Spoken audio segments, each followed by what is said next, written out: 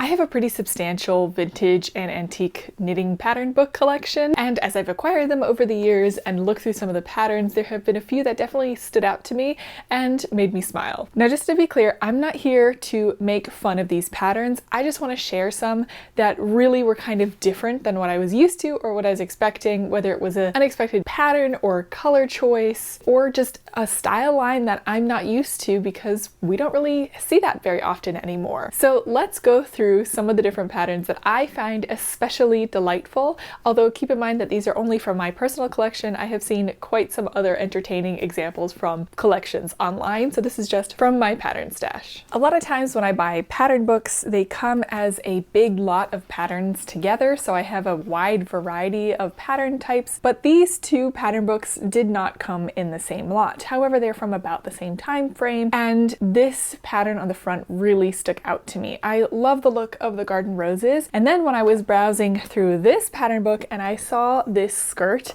that has a 3D version of a rose vine bush crawling up it, it made me want to make both of these pieces and then wear them together. Both of these patterns are glorious by themselves, but can you imagine basically cosplaying a rose bush casually with 1960s knitting patterns? I don't know, that just really tickles me. The next category is household items, which is really just pot holders and rugs. So there have been a lot of patterns in these pattern books. It's like general needlework typically. So it's not just knitting and crocheting, but sometimes also punch needle. I think that's what it's called for the rug bits. So for example, the one that there's a lot of examples of really cute rugs and rug designs, but this one just, I don't know why, it really tickled me because it's supposed to be a bear rug, and I know that like real bear rugs are a thing, and then a lot of people make imitation versions of it, but this one just looks like a bear casually splooting on a rug and looks super happy to be there. I'm trying to imagine someone decorating with that, and it just makes me smile. I love it. The next bit of this category is a selection of pot holders. I love a good pot holder, and it's also a great gift. Like, it made it into a lot of these books that are like quick crochet gifts for your family. I just love the very literal one that just says hot. I like the very literal interpretation of a pot holder and warning that something is hot. There are a lot of designs in here that I would love to recreate, especially this chicken pot holder. I remember my grandma having hand crocheted chicken egg warmers in her kitchen, so that just really speaks to my nostalgia of that. So I would want to create that one. Keeping with the pot holders though, there's another design. It has an accent. It's a circular pot holder with an accent of a snail in the center with a quote around it that says, "Take it easy and live longer." And I love that. I need that in my life. I have anxiety, so I tend to not be taking it easy all the time, but I think it's funny because it goes in direct contrast. On just the page before, there's a pot holder that is a clock, which to me, if I saw that hanging up, it would just be constantly reminding me that I'm running out of time and I need to go faster and get some things done. And that's in all of the pot holder design books, they always have one with a clock design. So I think just the contrast of like all these clocks reminding you that time is passing, you need to get stuff done. And then you have this one with a snail that's like, take it easy, live longer. It's like, yeah, thanks. Would be nice. And then the last one, which to me is always kind of an eyebrow raising one. I have memories of this when I was really young. There would be tissues in the bathroom and they would have like crocheted covers on them to make them look like dolls or something. And I don't love the idea of having so many soft things near a toilet. Like, I don't know if any of you remember those cushioned seats, and that is where we come to this particular crochet project, which is a crocheted toilet lid cover. And that to me just seems like a bad idea for cleanliness reasons. I don't know. You let me know. Sorry if this one got a little bit gross. Maybe that one made me laugh less and cringe more, to be honest. Our next category is hoods. So I love a good hoodie, although I've never knit myself a hoodie of any kind. I've always thought about making a cute 1940s hoodie because they have the little pixie hoods and I think those are adorable. I have a selection though of some hoods that are from the 50s and 60s that are just, I think it's one of those things where the style lines have changed, so it looks a little unexpected to me personally. The first sweater, which I actually think is really cute, is this like dusty pink with baubles. It's just that the hood is so tightly fitted and there are baubles all around the face that it just makes me think of like a crustacean. I'm not sure why, but I think of some sort of sea animal when I see this one, and I wish I had an example and I could wear it and see what it looks like style-wise to wear it, but when I came across it in the book, it just made me feel like someone was dressing up as some sort of sea animal. The next one in that same vein is a sweater with a turtleneck, but the turtleneck is extra, extra long, so that when you wear it folded down, it's so much turtleneck that it almost looks like it's strangling the wearer a little bit. But then you can also flip it up and wear it over your head like this. And I think it just looks like a very strange snail, personally. It's very functional. I typically get a very cold neck in the wintertime, so I see the functionality of it. It's just such a different look to what I'm used to, and it reminds me of those like all over body socks. I don't know if you guys remember that, but that was like a big trend a few years ago. I think a lot of the big YouTubers got this like enormous body sock, and that's just kind of, I feel like that in miniature version. And last but definitely not least is another hoodie sweater, which looks really comfy, and I like the stitch overall, but the hoodie just seems like a puppet, because I feel like with the way that it's constructed and that dart at the side, you could probably take the top that's going over her head and the bit that's underneath her chin and close it, like kind of like, you know, like you would look like you're wearing that knight's armor where it has that slit eye opening, and I feel like they just pulled it back to have it open like that. And I feel like if you looked at her from the front, she would have these big points at the side of her face. I have just never seen a hood constructed like this. There's another illustration at the bottom right that seems like it's the same sweater but with the hood opened up. So I just want to know what does that look like? What does that hood design look like? Maybe I'll just knit the hood and see how that wears, because that is definitely a unique design and construction I've never seen before. Speaking of interesting head coverings, let's talk about the largest section of this, which is hats. Now, I think any kind of hat, if I've ever seen it in public, sticks out to me, except for if it's like in winter and it's a beanie of some kind.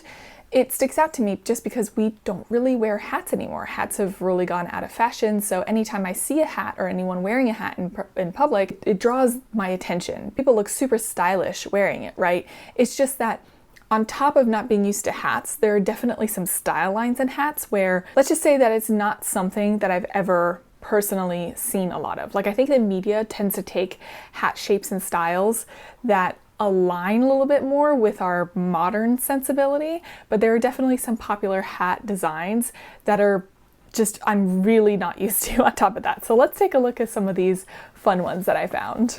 So this first one, I was unsure if it was meant for an adult or a child because it looks like they decided to model it on a balloon with a face drawn on it.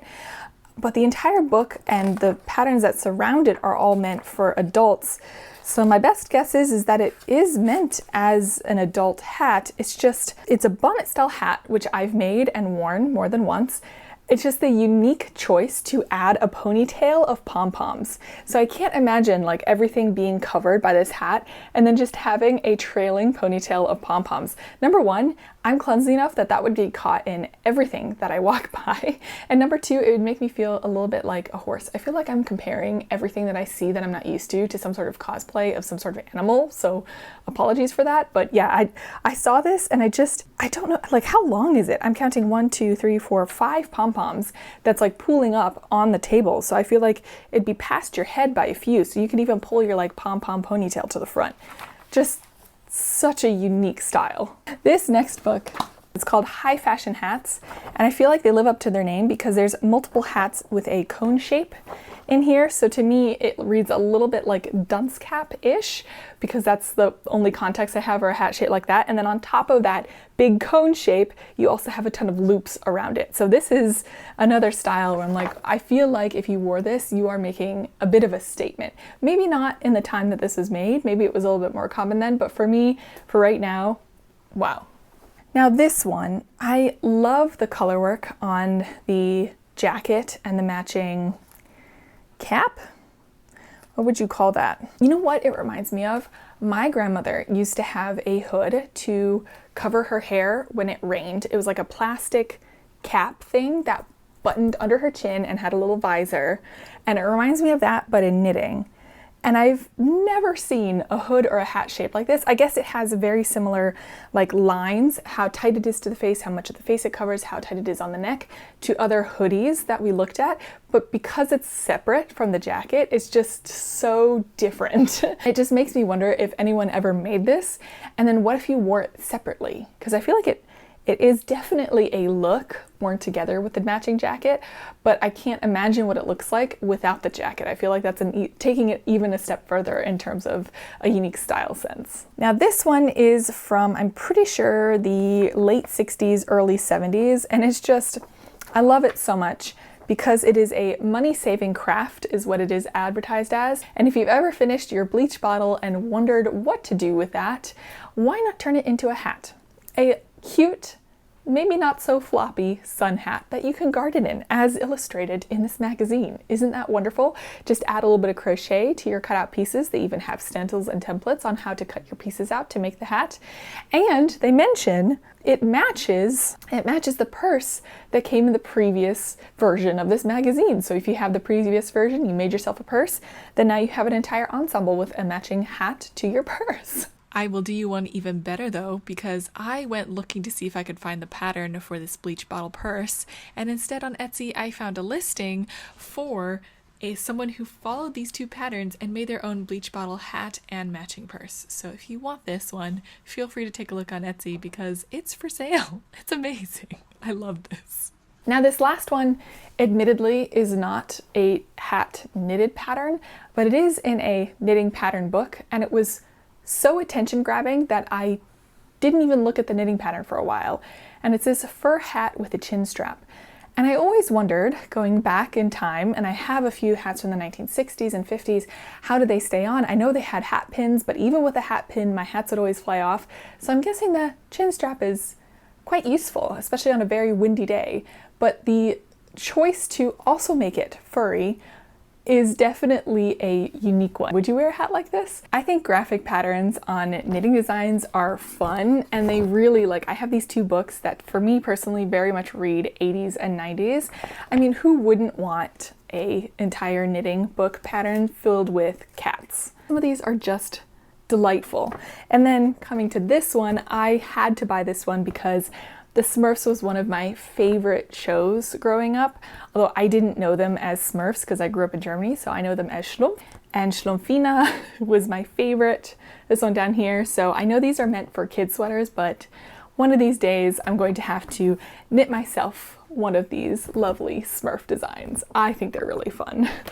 And last, but definitely not least, is this pattern book by Minerva. Now, I have a few pattern books by Minerva, and many other design companies, but this is the first one that I found with this particular fun edition, which is cartoons with your knitting patterns. Some of these really put a smile on my face, so I wish more knitting patterns would come with. Honestly, basically, it's like the memes, I feel like, that they're coming with, and it's really fun, in my opinion. So we have Grandmother Knitted It For Me, which is like a badminton net. There are people who have actually knit their own fences, so I don't think it's that far-fetched that someone could knit a badminton or tennis net. We have one where a football player says, "Look, it's an Afghan I knitted during all the hours I spent on the bench this season." That would be me. I played soccer and basketball in college, but I was not good. So I could have probably knit an Afghan or two on my time as a bench warmer. Then we have some ghosts that say, "I always wear an Afghan these cold nights," which is just so cute. Ghosts are usually scary, but if I saw a ghost wearing an Afghan coming at me, I think I would just want to hang out with it, to be honest. And then we have one that says, "It started to be a scarf, but it got away from me," where someone is basically drowning in her knitting.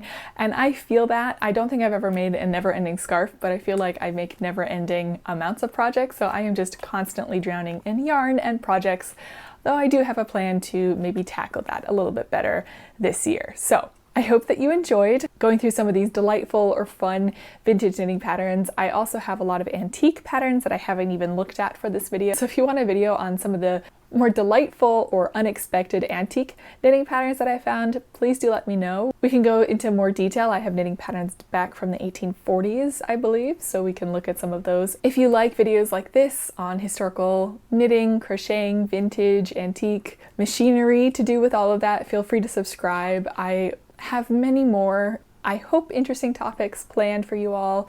Thank you so much for watching, and I will see you all again very, very soon. Bye!